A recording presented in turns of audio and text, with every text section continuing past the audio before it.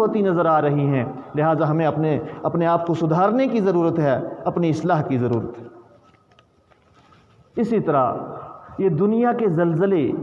قیامت کے زلزلوں کی یاد دہانی کے لیے، ان زلزلوں سے انسان کو یہ یاد دہانی کرنے کی ضرورت ہے، اپنے بارے میں سوچنے کی ضرورت ہے کہ وہ قیامت کے زلزلے کیسے ہوں گے، کہ جن کے تعلق سے اللہ رب العالمین نے ارشاد فرمایا کہ اذا زلزلت الارض زلزالها، کہ جب زمین کو ہلایا جائے گا، سخت ترین ہلایا جانا، جب قیامت کا وقت قریب آئے گا تو زمین پہ زلزلہ آئے گا اور زمین کو جھنجھوڑا جائے گا، اور فرمایا کہ وَأَخْرَجَتِ الْأَرْضُ أَثْقَالَهَا، زمین اپنے تمام بوجھ نکال دے گی، اپنے اندر کے تمام خزانے نکال دے گی، زمین کے اندر جو ہے وہ مدفون انسانوں کی شکل میں ہو یا جتنے بھی خزانے ہیں، زمین کے اندر جو ہوگا وہ سب باہر پھینک دے گی۔ دوسری جگہ اللہ رب العالمین نے اس کی وضاحت یوں فرمائی کہ وَأَلْقَتْ مَا فِيهَا وَتَخَلَّتْ، جو کچھ اس میں ہوگا وہ پھینک دے گی اور وہ خالی ہو جائے گی، وہ اللہ رب العالمین کے حکم سے اپنے اندر کے تمام خزانے پھینک دے گی اور بالکل خالی ہو جائے گی۔ اور اللہ رب العالمین نے قیامت کے زلزلے کے تعلق سے فرمایا کہ یا ایھا الناس اتقوا ربکم ان زلزلۃ الساعۃ شیء عظیم، اے لوگو اللہ رب العالمین سے ڈر جاؤ۔ کیوں؟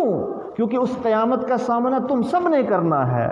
قیامت میں تم سب نے اللہ رب العالمین کے دربار میں کھڑے ہونا ہے۔ تو فرمایا کہ ان زلزلۃ الساعۃ شیء عظیم، یہ قیامت کے زلزلے کوئی معمولی چیز نہیں ہوگی، یہ بہت بڑی چیز ہوگی، بہت بڑی چیز ہوگی۔ اور اس کی وضاحت آگے یوں فرمائی کہ یوم ترونھا تذہل کل مرضعۃ عما ارضعت وتضع كل ذات حمل حملها وترى الناس سكارى وما هم بسكارى ولكن عذاب الله شديد۔ وہ قیامت کے زلزلے کس طرح کے ہوں گے، ان کو عظیم کیوں قرار دیا گیا، ان کو ایک بہت بڑی چیز کیوں بتایا گیا؟ فرمایا کہ یوم ترونھا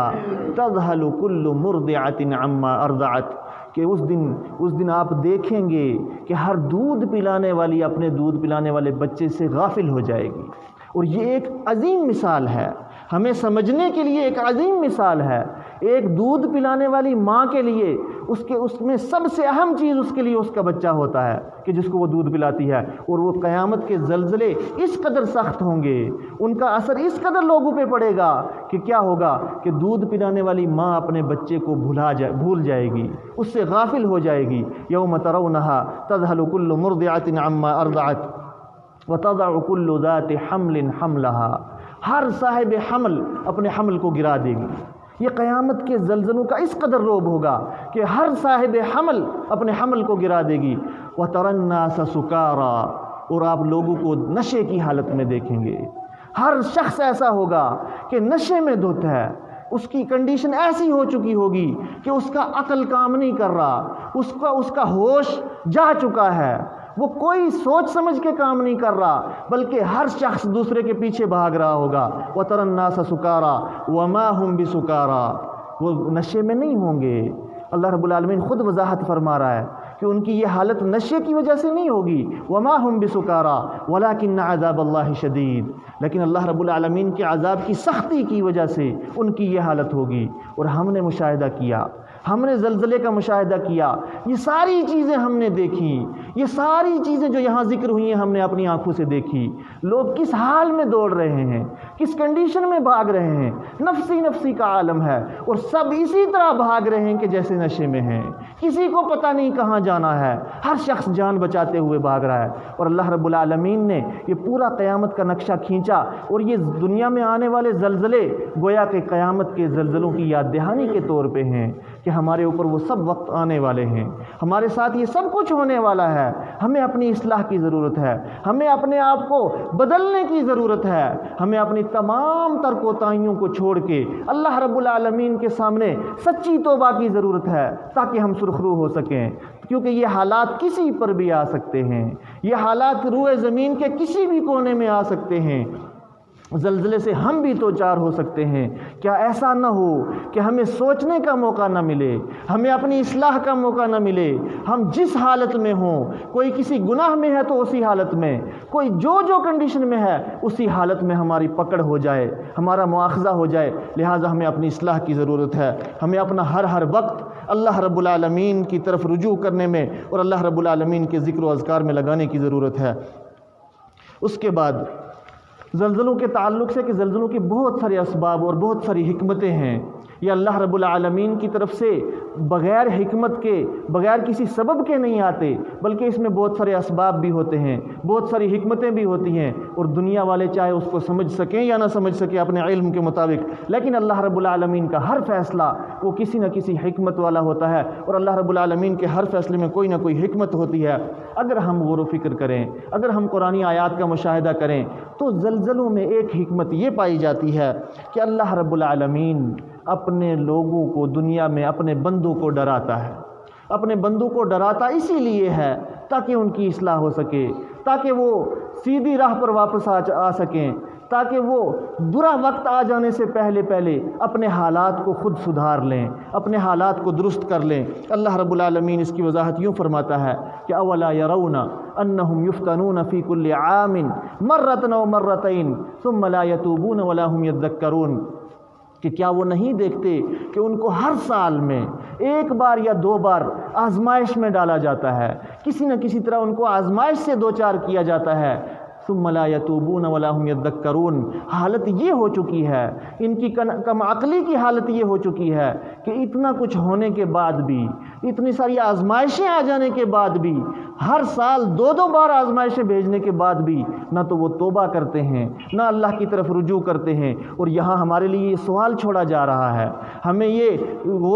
سوچنے پہ مجبور کیا جا رہا ہے کہ ان حالات سے کیوں اپنی اصلاح نہیں کر رہے، کیوں توبہ کی طرف نہیں پلٹ رہے، کیوں اللہ رب العالمین کی طرف انابت نہیں کر رہے، کیوں اللہ کی طرف رجوع نہیں کر رہے۔ اور فرمایا کہ ذالک الذی یخوف اللہ عبادہ یا عباد فاتقون، یہی وہ چیزیں ہیں کہ جن کے ذریعے اللہ رب العالمین اپنے بندوں کو ڈراتا ہے، اور اللہ رب العالمین بندوں کو مخاطب کر کے یہ ارشاد فرماتا ہے کہ یا عباد فاتقون، اے میرے بندو ڈر جاؤ، اے میرے بندو اپنی اصلاح کر لو، اے میرے بندو تقوی والا راستہ اختیار کر لو، ڈر جاؤ، ابھی موقع ہے، ابھی تمہارے پاس تمہاری سانس چل رہی ہے، ابھی تمہارا سارا نظام روئے زمین کا صحیح سے چل رہا ہے، ایسا نہ ہو کہ تمہیں سوچنے کا موقع بھی نہ ملے، اپنی اصلاح کر لو، تقوی اختیار کر لو، اللہ رب العالمین کا خوف مد نظر رکھ لو، اللہ رب العالمین سے ڈر جاؤ۔ اور بار بار اللہ رب العالمین موقع دیتا ہے اور اصلاح کرنے کے لیے بہت سارے مواقع آتے ہیں، لیکن کامیاب وہی شخص ہے کہ جو اپنی اصلاح کر لے، اور جو شخص اپنی اصلاح نہ کرے تو گویا کہ وہ اپنے آپ کو ہلاکت سے دوچار کرنے والا ہے۔ اسی طرح زلزلوں پہ اگر ہم غور و فکر کریں تو یہ اللہ رب العالمین کی طرف سے صرف کسی خاص قوم کے لیے، کسی خاص مذہب کے لیے نہیں، بلکہ وہ مومنوں پہ بھی آتے ہیں، کفار پہ بھی آتے ہیں، لیکن مومنوں کے تعلق سے اللہ رب العالمین نے بہت ساری بشارتیں سنائی ہیں۔ اللہ رب العالمین نے ارشاد فرمایا، اللہ رب العالمین نے بشارتیں یوں سنائی کہ یہ مومنوں کے لیے سیئات کا کفارہ ہیں، مومنوں کے لیے درجات کی بلندی کا سبب بھی ہیں، اور مومنوں کے لیے اس میں فائدہ ہے اس اعتبار سے کہ اللہ رب العالمین نے فرمایا کہ وَلَنَبْلُوَنَّكُمْ بِشَيْءٍ مِّنَ الْخَوْفِ وَالْجُوعِ وَنَقْصٍ مِّنَ الْأَمْوَالِ وَالْأَنفُسِ وَالثَّمَرَاتِ وَبَشِّرِ الصَّابِرِينَ، کہ البتہ ضرور ہم تمہیں دنیا میں بہت انداز سے اپنائیں گے، بہت ساری چیزوں سے ہم آزمائش کریں گے تمہاری۔ وَلَنَبْلُوَنَّكُمْ بِشَيْءٍ مِّنَ الْخَوْفِ، کبھی ڈر کے ذریعے، کبھی بھوک کے ذریعے، کبھی جانوں اور مالوں کے نقصان کے ذریعے تمہاری آزمائش ہوگی۔ اور فرمایا کہ وَبَشِّرِ الصَّابِرِينَ، خوشخبری کس کے لیے ہے؟ جو ان آزمائشوں میں صبر کر جائیں۔ جو شخص بھی ایمان والا، ایمان کے تقاضوں کو پورا کرنے والا، اگر اس کو کسی قسم کی بھی کوئی مصیبت آتی ہے، کسی قسم کی بھی کوئی پریشانی آتی ہے، تو اس میں اس کے لیے خیر اور برکت رکھی ہے اللہ رب العالمین نے۔ دنیا میں کسی نے ہمیشہ نہیں رہنا، دنیا سے تو ہر شخص نے جانا ہے، لیکن اگر اللہ رب العالمین کی طرف سے اصلاح کے لیے، درجات کی بلندی کے لیے، گناہوں کے کفارے کے طور پہ کوئی آزمائش آ جائے جائے تو اس پہ صبر کی ضرورت ہے، اور ہم نے لوگوں کو صبر کرتے ہوئے دیکھا بھی ہے کہ کس قدر صابرین قسم کے لوگ ہیں، اس قدر برے حالات ہوتے ہوئے بھی انہوں نے صبر کو نہیں چھوڑا، اور صبر ہم اپنی آنکھوں سے ان کی طرف سے دیکھ رہے ہیں کہ وہ کس قدر صبر سے کام لے رہے ہیں۔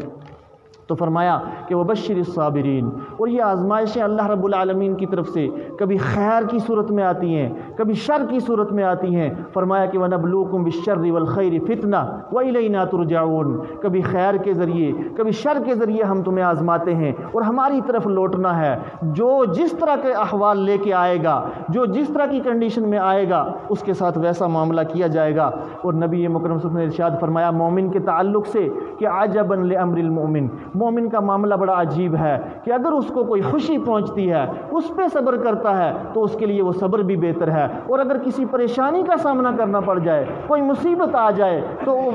اگر کوئی خوشی پہنچتی ہے تو اس پر وہ اللہ کا شکر ادا کرتا ہے، اس اعتبار سے وہ اس کے لیے بہتر ہے، اور اگر اس کو کوئی مصیبت اور پریشانی آ جائے تو اس پہ وہ صبر کرتا ہے، اس اعتبار سے وہ مومن کے لیے بہتر ہے۔ تو مومن کا معاملہ ہر اعتبار سے بہتر ہی بہتر ہے، اور کبھی کسی مومن کو یہ نہیں سوچنا چاہیے کہ ایمان کے ہوتے ہوئے یہ اتنی بڑی آزمائشیں کیوں۔ ہم یہ سوچتے ہیں، بہت سارے لوگ سوال کرتے ہیں کہ مسلمانوں پہ زلزلہ کیوں، لیکن یہ اللہ رب العالمین کی آزمائش ہے۔ مومنوں کو اللہ رب العالمین آزماتا ہے، اللہ کے نبی صلی اللہ علیہ وسلم کو اللہ رب العالمین نے آزمایا۔ اگر نبی صلی اللہ علیہ وسلم جنگ میں جا کے زخمی ہو سکتے ہیں تو ہماری کون سی اوقات ہے کہ ہم سوچیں کہ ایمان مومنوں پہ زلزلہ کیسے آ گیا۔ یہ ساری آزمائشیں مومنوں پہ آتی ہیں، اور مومنوں کے لیے ہر اعتبار سے بہتر ہیں۔ جو مومن صبر کر جائیں، مومنوں کے لیے یہ گناہوں کا کفارہ بنتی ہیں، مومنوں کے لیے یہ درجات کی بلندی کا سبب بنتی ہیں۔ لہٰذا اس کو کبھی یہ نہیں سوچنا چاہیے کہ مومنوں پہ ایسی چیزیں کیوں آ رہی ہیں۔ اسی طرح یہ جو زلزلے ہیں یہ کبھی اللہ رب العالمین کی طرف سے آزمائش بھی ہوتے ہیں، اور کبھی کبھی یہ گناہوں کی وجہ سے بھی آتے ہیں کہ یہ گناہوں کی سزا کے طور پہ بھی اللہ رب العالمین کبھی لاتا ہے۔ جب گناہ حد سے بڑھ جائیں، جب اللہ رب العالمین کو ہر کوئی نظر انداز کرنے لگے، اللہ رب العالمین کا جو حقوق ہیں ان کی پامالی ہونے لگے، اور اللہ رب العالمین کو کھلے عام جب چیلنج کیا جائے تو یہ زلزلے جو ہے سزا کے طور پہ بھی آتے ہیں۔ جیسا کہ اللہ رب العالمین نے ارشاد فرمایا کہ وَمَا أَصَابَكُم مِّن مُّصِيبَةٍ فَبِمَا كَسَبَتْ أَيْدِيكُمْ وَيَعْفُو عَن كَثِيرٍ، کہ جو بھی مصیبت دنیا والوں پہ آتی ہے، تمہارے تک جو بھی پریشانی پہنچتی ہے، یہ تمہارے اپنے ہاتھوں کی کمائی ہے، تمہارے اپنے کرتوتوں کی وجہ سے ہے۔ جس طرح کے تم اعمال کرتے ہو اسی طرح کا تمہیں صلہ ملتا ہے، اور ساتھ میں اللہ رب العالمین اپنا احسان بھی یاد دلا رہا ہے کہ وَيَعْفُو عَن كَثِيرٍ، بہت سارے تمہاری چیزیں تو وہ معاف کر دیتا ہے، ہر گناہ پہ تمہارا مواخذہ نہیں کرتا، بلکہ تمہارے کچھ کرتوتوں کی وجہ سے تمہیں مصیبت سے دوچار کیا جاتا ہے، اور اکثر تمہارے گناہ تو اللہ رب العالمین معاف ہی فرما دیتا ہے۔ اور فرمایا کہ ظہر الفساد فی البر والبحر بما کسبت ایدی الناس لیذیقہم بعض الذی عملوا لعلہم یرجعون، کہ جب روئے زمین پہ فساد پھیل جائے، اور فساد میں سب سے بڑی چیز کیا ہے؟ وہ شرک ہے۔ جب کفر اور شرک کا بول بالا ہونے لگے، جب اللہ رب العالمین کے دربار کو چھوڑ دیا جائے تو پھر کیا ہوتا ہے؟ آزمائشیں آتی ہیں اور مصیبتیں آتی ہیں، وہ اس لیے کہ ان کو سوچنے پہ مجبور کیا جائے، ان کو رجوع کرنے پہ مجبور کیا جائے، یہ واپس پلٹ آئے اللہ رب العالمین کی طرف، ان کو پلٹنے کے لیے موقع دیا جاتا ہے۔ اور یہ زلزلوں میں موت جو ہے یہ ایک اعتبار سے زلزلے کی موت شہید کی موت قرار دی گئی، اور وہ لوگ کہ جو ایمان کی حالت میں اس طرح کی کسی چیز سے دوچار ہوں تو اس کے لیے یہ بھی خوشخبری ہے کہ اس کو نبی مکرم صلی اللہ علیہ وسلم نے شہادت کا درجہ دیا۔ اللہ کے رسول صلی اللہ علیہ وسلم نے ارشاد فرمایا کہ الشہداء خمسۃ، شہید 5 قسم کے ہیں، اور ان میں اللہ کے نبی صلی اللہ علیہ وسلم نے جو وضاحت فرمائی اس میں فرمایا کہ المطعون والمبتون والغریق وصاحب الحدم والشہید فی سبیل اللہ۔ وہ 5 قسم کے شہید کون سے ہیں؟ کہ جو طاعون کی بیماری سے مر جائے، یا پیٹ کے درد کی بیماری سے مر جائے، یا غرق ہو کے مر جائے، اور وصاحب الحدم، کہ جو کسی بھی طرح کسی ایسے حادثے سے دو چار ہو جائے، مکان گر کے مر جائے یا زمین کے کھسکنے سے مر جائے، اس طرح کے سارے لوگ صاحب الحدم میں آتے ہیں۔ اور جو شخص بھی ایمان والا اس سے دو چار ہو، اس کے تعلق سے ہمیں یہ توقع رکھنی چاہیے کہ اللہ رب العالمین اس کو شہیدوں میں شامل کرے، اور ہمیں ان کے لیے دعائیں بھی کرنی چاہیے، اور اس کو ہمیں یہ تصور ذہن میں رکھنا چاہیے کہ اللہ رب العالمین ان کو شہداء میں شامل فرمائے اور ان کی شہادتوں کو قبول بھی فرمائے۔ اب زلزلوں کے وقت میں مستحب کیا ہے کہ جب زلزلے آئیں تو اس وقت کیا کرنا چاہیے، اس کے تعلق سے بھی اللہ کے نبی صلی اللہ علیہ وسلم نے اور اللہ رب العالمین نے وضاحت فرمائی کہ زلزلوں کے وقت میں عاجزی اور انکساری کرنی چاہیے، کثرت سے توبہ اور استغفار کرنی چاہیے۔ اگر اس طرح کا کوئی حال آ جائے تو فوراً اللہ رب العالمین کی طرف رجوع کرنا چاہیے۔ اللہ رب العالمین کو خوش کرنے کا جو عمل ہو سکتا ہے، صدقات و خیرات کی صورت میں، اللہ رب العالمین کا کثرت سے ذکر کی صورت میں، اور خصوصی طور پہ عاجزی اور انکساری اور اپنی کمزوری کو اللہ رب العالمین کی طرف ظاہر کرنے کی ضرورت ہے کہ ہماری کوئی طاقت نہیں، ہم کچھ نہیں کر سکتے، ہماری کوئی حیثیت نہیں، روئے زمین میں کوئی پتہ بھی ہمارے حکم سے حرکت نہیں کر سکتا، تمام نظام تیرے ہاتھ میں ہے۔ اور انتہا کی عاجزی اور انکساری اللہ رب العالمین کے سامنے پیش کرنی چاہیے۔ اللہ رب العالمین نے ارشاد فرمایا کہ وما کان اللہ معذبہم وہم یستغفرون، اللہ رب العالمین کبھی بھی ان کو عذاب سے دوچار نہیں کرے گا جب تک وہ استغفار کرتے رہیں۔ کثرت سے استغفار کرنے کی ضرورت ہے، اور نبی مکرم صلی اللہ علیہ وسلم ہر دن 70 مرتبہ استغفار کرتے تھے، تو ہمیں بھی سوچنا چاہیے کہ ہمیں استغفار کس مقدار میں رکھنا چاہیے، بلکہ